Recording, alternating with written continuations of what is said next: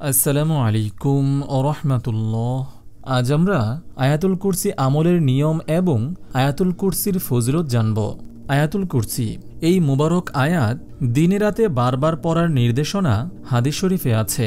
মুমিনের কর্তব্য এই পবিত্র আয়াতকে প্রতিদিনের ওজিফা বানিয়ে নেওয়া। তাই ভিডিওর শুরুতেই আমি এমন একটি আমলের কথা বলবো যা দিয়ে আপনি জিন ধরা, খারাপ বাতাস লাগা, নজর লাগা যে কোনো রোগীকে পুরোপুরি সুস্থ করে তুলতে পারবেন ইনশাআল্লাহ। আমলটি লক্ষ্য করুন।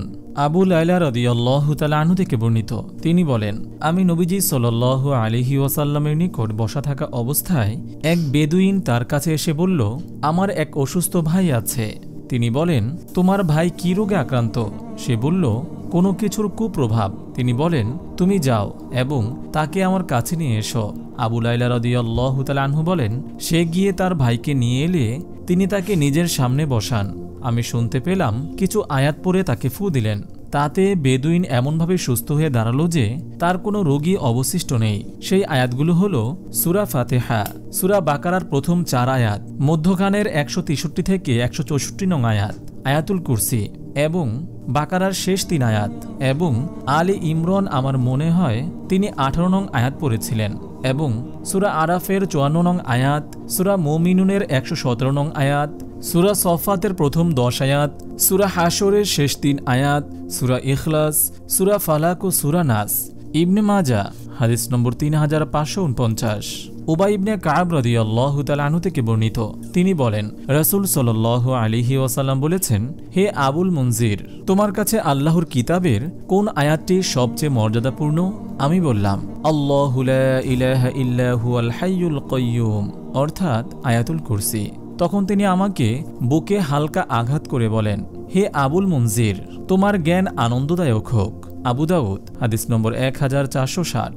আবু হুরায়রা রাদিয়াল্লাহু তাআলা আনহু থেকে বর্ণিত, তিনি বলেন, রাসূল সাল্লাল্লাহু আলাইহি ওয়াসাল্লাম বলেছেন, প্রতিটি বস্তুরই চূড়া আছে।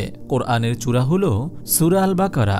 এতে এমন একটি আয়াত আছে যা কোরআনের আয়াতগুলোর প্রধান, তা হলো আয়াতুল কুরসি।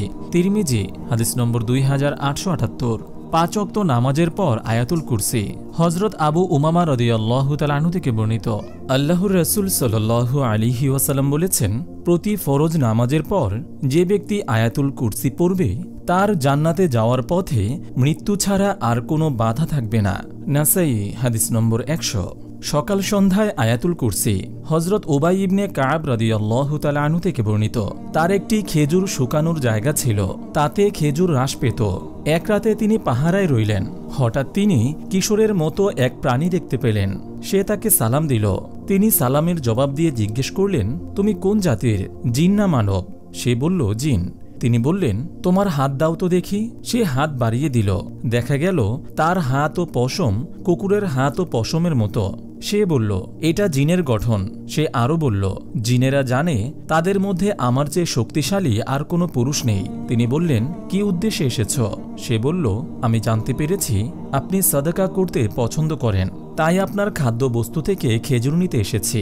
তিনি বললেন, তোমাদের অনিষ্ট থেকে আত্মরক্ষার উপায় কি? সে বলল, সূরা বাকারার এই আয়াতটি, আল্লাহু লা ইলাহা ইল্লা হুয়াল হাইয়ুল কাইয়্যুম। যে তা সন্ধ্যায় পাঠ করবে সে সকাল পর্যন্ত আমাদের অনিষ্ট থেকে নিরাপদ আশ্রয়ে থাকবে, আর যে সকালে পড়বে সন্ধ্যা পর্যন্ত আমাদের অনিষ্ট থেকে নিরাপদ আশ্রয়ে থাকবে। সকালে তিনি রাসূল সাল্লাল্লাহু আলাইহি ওয়াসাল্লামের কাছে এসে বিষয়টি জানালেন। নবীজি সাল্লাল্লাহু আলাইহি ওয়াসাল্লাম বললেন, খুবই সত্য বলেছে। মুস্তাদরাকে হাকিম হাদিস নম্বর 2064।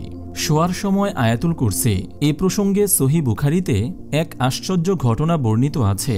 হযরত আবু হুরায়রা রাদিয়াল্লাহু তাআলা আনহু বলেন, আল্লাহর রাসূল সাল্লাল্লাহু আলাইহি ওয়াসাল্লাম আমাকে রমজানে যাকাত অর্থাৎ সাদকাতুল ফিতরের খেজুর দেখাশোনার দায়িত্ব দিয়েছিলেন। রাতে এক আগন্তুক এসে সে খাদ্য বস্তু থেকে মুঠি ভরে নিতে লাগলো। আমি তাকে ধরে ফেললাম এবং বললাম, তোমাকে আল্লাহর রাসূল সাল্লাল্লাহু আলাইহি ওয়াসাল্লামের কাছে হাজির করব। সে বলল, দেখুন, আমি এক অভাবী, প্রয়োজনগ্রস্ত ও পরিবারের ভারগ্রস্ত লোক, আমাকে ছেড়ে দিন। আমি তাকে ছেড়ে দিলাম। সকালে নবীজি সাল্লাল্লাহু আলাইহি ওয়াসাল্লামের কাছে এই ঘটনা বললাম। এই ঘটনা শুনে নবীজি সাল্লাল্লাহু আলাইহি ওয়াসাল্লাম বললেন, দেখো, সে তোমাকে মিথ্যা বলেছে, সে আবার আসবে। এভাবে পরপর 3 রাত আসলো। তার এ কথায় তৃতীয় রাতেও আমি অপেক্ষায় রইলাম। এক পর্যায়ে সে এসে মুঠি ভরে খাদ্য নিতে লাগল। আমি তাকে ধরে ফেলি এবং বলি, এবার তোমাকে রাসূল সাল্লাল্লাহু আলাইহি ওয়াসাল্লামের কাছে হাজির করেই ছাড়ব। এ নিয়ে 3 বার ঘটল যে তুমি বলো আসবে না, কিন্তু আবারও আসো। তখন সে বলল, আমাকে ছেড়ে দিন, আপনাকে এমন কিছু কথা শিখিয়ে দিব যা দ্বারা আল্লাহ তাআলা আপনাকে উপকৃত করবেন। বললাম, কি সেই কথা? সে বলল, যখন বিছানায় যাবেন তখন আয়াতুল কুরসি পড়বেন, আল্লাহু লা ইলাহা ইল্লা হুয়াল হাইয়ুল কাইয়্যুম শেষ পর্যন্ত। তাহলে আল্লাহর পক্ষ থেকে সকাল পর্যন্ত আপনার জন্য একজন রক্ষাকর্তা নিযুক্ত থাকবেন। আমি তাকে ছেড়ে দিলাম। সকালে রাসূল সাল্লাল্লাহু আলাইহি ওয়াসাল্লাম আমাকে বললেন, গত রাতে তোমার বন্দী কি করল? বললাম, ইয়া রাসূলুল্লাহ। সে বলল যে আমাকে এমন কিছু কথা শিখিয়ে দেবে যার দ্বারা আল্লাহ তাআলা আমাকে উপকৃত করবেন, তাই তাকে ছেড়ে দিয়েছি। জিজ্ঞেস করলেন, সে কথাগুলো কি? বললাম, সে বলেছে, যখন তুমি বিছানায় যাবে তখন আয়াতুল কুরসি শুরু থেকে শেষ পর্যন্ত পাঠ করবে, তাহলে আল্লাহর পক্ষ থেকে সকাল পর্যন্ত তোমার জন্য একজন রক্ষাকর্তা নিযুক্ত থাকবেন। এ কথা শুনে নবীজি সাল্লাল্লাহু আলাইহি ওয়াসাল্লাম বললেন, শোনো, সে তোমাকে সত্যই বলেছে, যদিও সে মিথ্যুক। এরপর বললেন, আবু হুরায়রা, তুমি কি জানো পরপর 3 রাত কার সাথে কথা বলেছ? তিনি বললেন, না। আল্লাহর রাসূল সাল্লাল্লাহু আলাইহি ওয়াসাল্লাম বললেন, সে ছিল ইবলিস শয়তান। সহিহ বুখারী হাদিস নম্বর 2311।